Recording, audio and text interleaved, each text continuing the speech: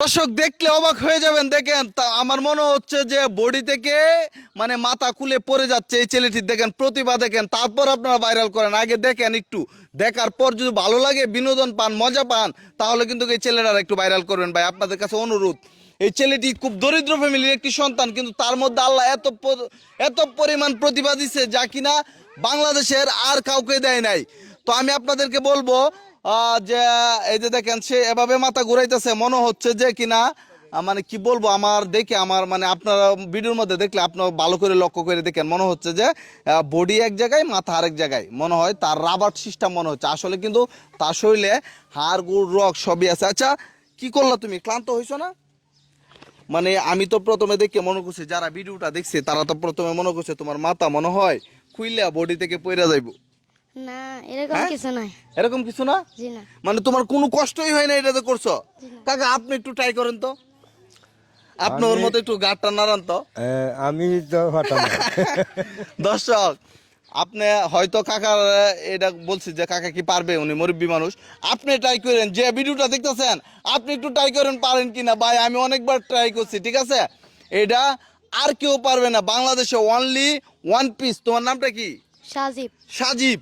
সাজিবের মতো এরকম প্রতিভা আর কেউ দেখাইতে পারবে না। আমি চ্যালেঞ্জ ছুড়ে দিলাম ভাই আপনাদের কাছে, কারণ ওর মধ্যে আল্লাহ এতটুকু ট্যানেল দিছে যা কিনা পৃথিবীর মধ্যে আর কাউরে দিছে না। তো আমরা চাই বাংলাদেশ থেকে একটি সন্তান যাতে গ্রিনেস বুকে নাম লেখাইতে পারে। আপনারা চাইলে সম্ভব। শুধু এই প্রতিভা না সাজিবের মধ্যে আরো অনেক অসংখ্য প্রতিভা আছে। তো তুমি আর কি কি পারো? আমি কাকের ডাকতে পারি। কাকের ডাক পারো, আর না কি পারো বললা? বিড়ালের ঝগড়া, কুকুরের কুকুরের বাচ্চার ছানা। ছানার ডাক, তারপরে সাপে বিন কিভাবে বাজানো। বিন বাজায়, এগুলি সবকিছুই পারো নাকি? জি। এই কণ্ঠ দিয়েই পারবা? জি। আচ্ছা, যে কোনো একটা শোনাও আগে আমাদেরকে। কি শোনাবো? বিন বাজানিরা একটু শোনাও তো, বিন কিভাবে বাজায়।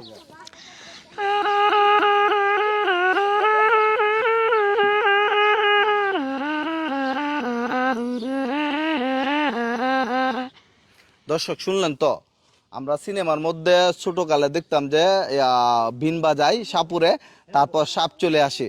সে কিন্তু সেই সেম বিনের আওয়াজটাই সে কপি করছে। তো আমরা এই যে সাজিবের বাবার সাথে একটু কথা বলবো, আসেন তো একটু, আপনি আসেন তো। আপনার ছেলে যে যেগুলি করে, ওর তো কোনো সমস্যা হয়েছে না এখন পর্যন্ত? না, কোন সমস্যা একটু এদিকে দাঁড়ান। হ্যাঁ, তো দর্শক এটা কিন্তু সাজিবের বাবা, এই যে দেখতেছেন, তুমি আসো এদিকে আসো, এটা কিন্তু সাজিবের বাবা। তো কোনো সমস্যা হয় নাই না, কোন এখন পর্যন্ত? কোনো ডাক্তার কাছে নিয়ে যান না এগুলি করার কারণে? না না না, কোন হ্যাঁ, ডাক্তার নেই। তো আমি তো প্রথমে এসে দেখি যে কারো মানে গাড় মুসকে যাওয়ার অবস্থা, এখন তো অসংখ্য রোগ আছে এবং হাড় আছে, তাহলে ছেলেকে কি নিষেধ করেন না যে এটা করার জন্য? না, সেরে শুরু বেলাতে ওই অভিনয় করতে করতে এই মানে পর্যন্ত ছোট মাথা দেখতে লাগছে। প্রশিক্ষণ দেওয়া, এই জন্য আর সমস্যা হয় না নাকি? না না, কোন তো দর্শক, তো আমি আপনাদেরকে বলবো, আসলে এটা আল্লাহর দান, এটা সৃষ্টিকর্তার দান, এই জন্য সমস্যা হবে না, ঠিক আছে?